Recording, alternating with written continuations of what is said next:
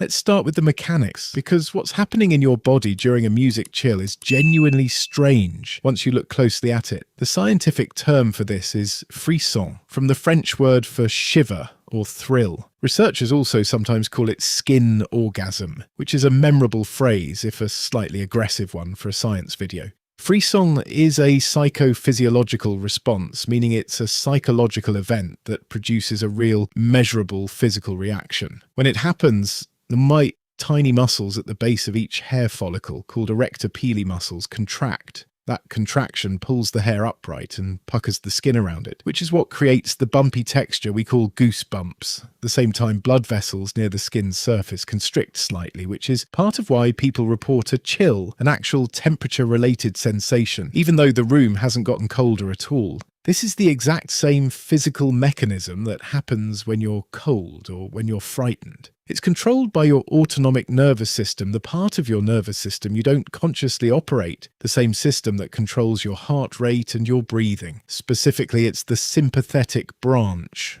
the fight or flight system that's pulling the trigger. That's the first genuinely strange thing about musical chills. Your body is deploying a threat response system in a moment that involves zero actual threat. So we know what's happening in the skin, but what's happening in the brain that causes it? In 2011, a team of researchers at McGill University, Valerie Salimpour and colleagues, ran a study that became one of the most cited pieces of evidence in this whole field. They had participants listen to music that reliably gave them chills, while scanning their brains with both PET and fMRI imaging, which let them track blood flow and neurotransmitter activity in real time. What they found was that when people experienced a chill, there was a measurable spike in dopamine release in the striatum, a part of the brain deeply involved in reward, motivation, and pleasure. This is the same neurochemical pathway involved in eating good food, in sex, and notably in drugs like cocaine. But here's the detail that made the study famous. Dopamine wasn't just released at the peak of the chill. It was released in two separate waves. One spike happened during the anticipation of the emotional peak, in the seconds leading up to the moment before it even arrived, and a second spike happened at the peak itself. That anticipatory spike is the key to understanding almost everything else in this video. Your brain isn't just reacting to a beautiful sound. It's predicting one and getting a hit of reward chemistry from the prediction itself. This connects to something neuroscientists have increasingly come to believe about the brain in general. It is, at its core, a prediction engine. Constantly, unconsciously, your brain is building models of what's about to happen next, in conversation, in movement, in traffic, and yes, in music. When you listen to a song, especially one you know, your brain is quietly forecasting the next note, the next chord, the next beat. Most of the time, those predictions are basically correct and you don't notice anything happening at all. That's just what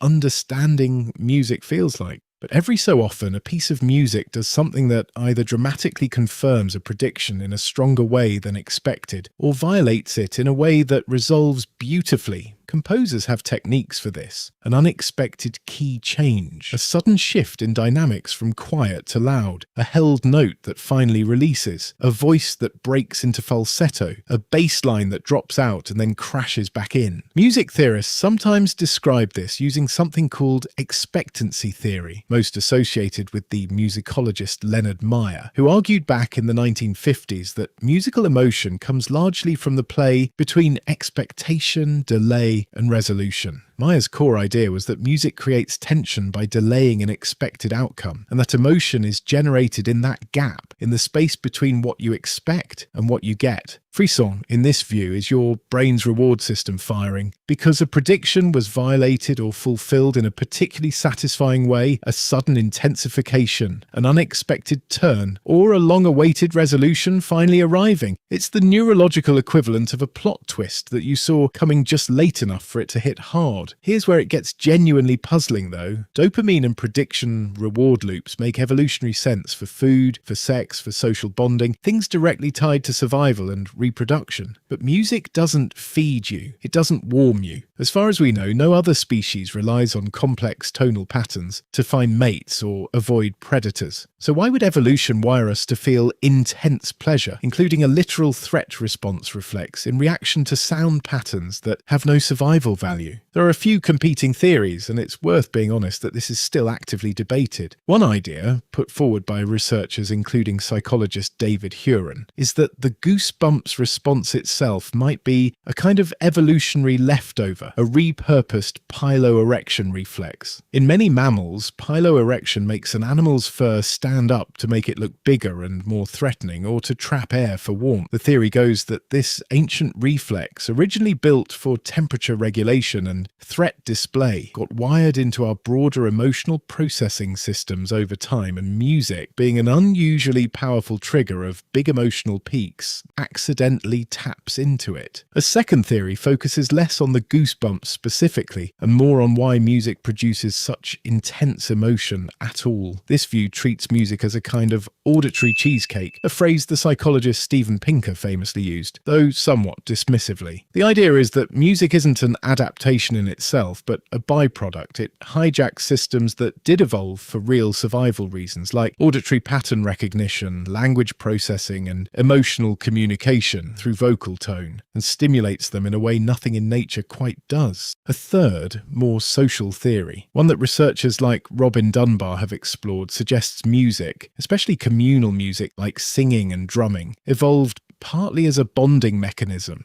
Group music making releases endorphins and synchronizes people's physical and emotional states, which would have had real value for group cohesion in early human communities. Under this theory, the intensity of the emotional response to music, chills included, isn't an accident. It's the whole point. Music that feels powerful enough to give you chills is music that's doing its job of binding a group together emotionally. None of these theories fully rules out the others, and that's honestly typical of evolutionary psychology. Behaviors this complex rarely have one clean explanation. Not everyone gets chills from music. Studies estimate that somewhere between roughly half and 2/3 of people experience frisson regularly, which means a meaningful chunk of the population essentially never does, even people who love music deeply. Researchers have found a few consistent patterns in who tends to experience it more. People who score highly on a personality trait called openness to experience, one of the 5 major personality traits studied in psychology, report significantly more frisson. Openness is associated with strong imaginative engagement, sensitivity to aesthetic experience, and a tendency to get emotionally absorbed in art. In a notable study by Kolb, McRae, and Costa's framework, researchers found that openness was practically the only personality trait that reliably predicted who gets chills. There's also a neurological angle. A 2016 study using diffusion tensor imaging, a brain scanning technique that maps white matter connections, found that people who reliably experience frisson tend to have a denser structural connection between their auditory cortex, the region that processes sound, and their anterior insula and other regions involved in processing emotion. In other words, in people who get chills, the wiring between hearing and feeling appears to be structurally thicker and more efficient. Sound gets converted into emotion faster and more intensely. Familiarity matters too. You're statistically far more likely to get chills from a song you already know than from something you're hearing for the first time, which fits the prediction model perfectly. You can't feel a satisfying prediction confirmation from a song whose patterns you haven't learned yet. That's also part of why the same song can eventually stop giving you chills after you've heard it 500 times. The brain's prediction machinery has essentially solved it completely, and there's no gap left to feel. It's worth mentioning that frisson doesn't only happen with music, and I think this actually helps explain the phenomenon rather than complicate it. People report chills during emotionally powerful moments in movies, during a perfectly delivered line in a speech, during an unexpected plot turn in a story, even during particularly moving moments in live sports. What connects all of these is the same underlying pattern, building tension, anticipation, and a release that lands in a way that either exceeds or beautifully fulfills what you expected. Music is simply unusually good at manufacturing that pattern reliably, because composers and performers have spent centuries refining the specific tools that create it. Dynamic swells, harmonic tension and resolution, unexpected key changes, a vocalist's sudden shift in register, rhythmic surprise. Music is, in a sense, one of the most efficient tension and release delivery systems humans have ever built, and frisson is what it feels like when that delivery system fires perfectly. So the next time a song gives you that shiver, the chorus finally kicks in, or a singer hits a note you didn't know was coming, here's roughly what's happening. Your auditory cortex is running a live prediction of where the music is headed. Somewhere nearby, your brain's ancient reward circuitry is watching that prediction unfold, and when the outcome lands better than expected or more powerfully than expected, it floods your system with dopamine, not once, but twice, or once in anticipation, once at the peak. That flood of reward chemistry spills over into your autonomic nervous system, and a threat response reflects older than music itself, older than language, possibly older than our species, fires by accident, or, depending on which theory you believe, fires exactly the way it was always meant to. It's a strange kind of poetry, honestly. A piece of neural architecture built millions of years ago to make our ancestors' fur stand on end in the face of cold or danger has been quietly repurposed, generation after generation, into one of the most reliable signs that we're moving. And maybe that's the real answer to the question. Goosebumps from music aren't a glitch. They're evidence written directly onto your skin that something you're hearing actually mattered to you. If you enjoy this video, subscribe, like and turn on the notification button for more video like this. I will see you in the next one.